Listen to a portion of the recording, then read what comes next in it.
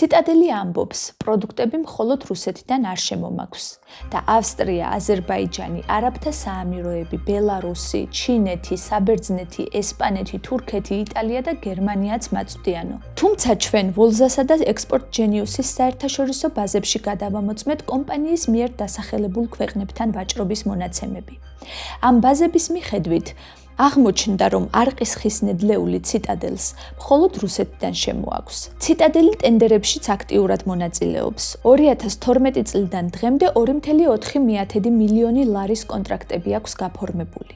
აქედან 9,5 მილიონი ლარის გამარტივებული შესყიდვით. ის სახელმწიფო უწყებებს ძირითადად მზა ფანერებს აწვდიდა.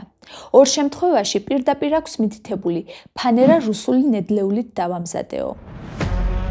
ციტადელმა რუსული ხისგან ნაწარმოები 7691 ცალი ფანერა 2017-2018 წლებში შინაგან საქმეთა სამინისტროსა და თავდაცვის სამინისტროს მიაწოდა. მათი ჯამური ღირებულება 130,000 ლარი იყო.